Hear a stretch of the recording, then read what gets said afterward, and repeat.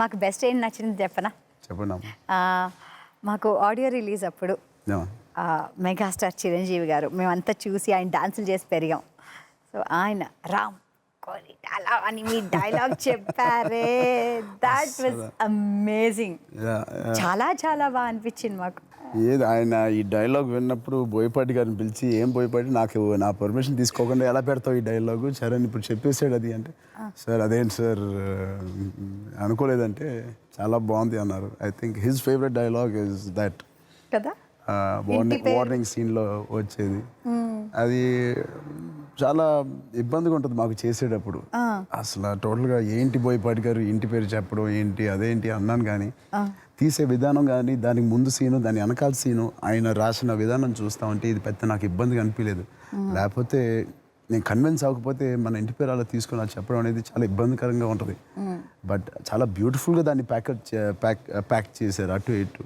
దాని ఆ సిచ్యువేషన్ కూడా ఓకే చెప్పినా పర్లేదు, కన్విక్షన్తో చెప్పేద్దాం, ఆయన ఒకసారి రాసుకున్నప్పుడు ఆయనకి ఎలా కావాలో అలా మనం చెప్తాం అని దూరంలో వెళ్ళిపోయాం. అండ్ లక్కీగా అది చాలామందికి బాగా ఎక్కేసింది అండ్ చాలామంది దాన్ని రిపీట్ చేయడం అనేది మాకు చాలా ఆనందంగా ఉంది. అండ్ పండగ కాబట్టి వాళ్ళు మీరు పండగ అసలు ఎలా సెలబ్రేట్ చేసుకుంటారు? పండగ యాజ్ యూజువల్ నైట్ ఎంత లేట్ అయినా షూటింగ్ పొద్దునే 6:30కి mother wakes up all of them అందరూ. అండ్ పండగలో చేసే పచ్చడి కానీ ఇంకా అవి కానీ ఇంకా అందరి ఇంట్లో ఎలా జరుగుతుంది అబ్సల్యూట్లీ ఫస్ట్ అదే అండి, అదే 5:30కి అది స్టార్ట్ అవుద్ది. మేమందరం బయట 6కి పడతాం, కానీ అందరి ఇంట్లో ఎంత చక్కగా చేసుకుంటారు. మా ఇంట్లో కూడా నాన్నగారు will be the first most enthusiastic person మా నాన్నగారే ఉంటారు.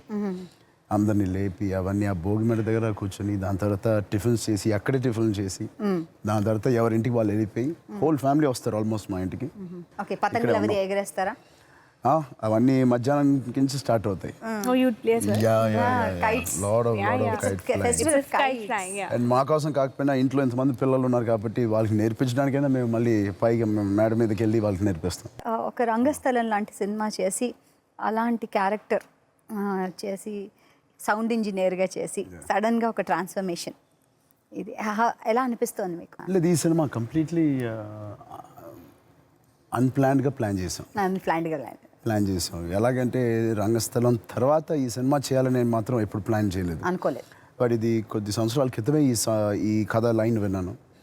అది మా ఇద్దరికి ఉన్న డైరెక్టర్కి మాకు బోయపాటి గారికి నాకున్న పరిచయంతో ఇమీడియట్గా ఇది సెట్కి వెళ్తుందేమో షూటింగ్స్కి వెళ్తుందేమో అనుకున్నాను, కానీ ఆయన ఇంకా కొంచెం టైం ఆయనే అడిగారు. ఆయనని ఇంకో కొంచెం పని చేసి వస్తాను చరణ్ అన్నారు. ఆయనకి మరి మైండ్లో ఎలాంటి విజువల్స్ ఉన్నాయో ఎలాంటి బడ్జెట్స్ ఉన్నాయో ఆ టైంలో అలాంటి బడ్జెట్స్ ఉన్నాయా లేవో మరి ఏం ఉద్దేశించి మాతో అన్నారో 3.5-4 years తర్వాత ఈ సినిమా సెట్కి వెళ్ళడం జరిగింది. అది రంగస్థలం తర్వాత వెళ్ళడం జరిగింది. అండ్ డెఫినెట్గా అలాంటి ఒక మంచి క్యారెక్టర్, ఐ మీన్ రంగస్థలం లాంటి ఒక క్యారెక్టర్ నుంచి బయటికి రావడం అనేది మేబీ కొంచెం టైం పడ్డేమో, కానీ ఆయనకున్న స్ట్రెంగ్త్ కానీ ఆయనకున్న బలమే ఆయన కన్విక్షన్.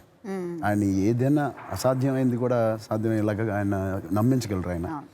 సో ఆయన నమ్మకంతో నేను ఈ సినిమా రంగస్థలం తర్వాత నేను ఒప్పుకోవడం జరిగింది.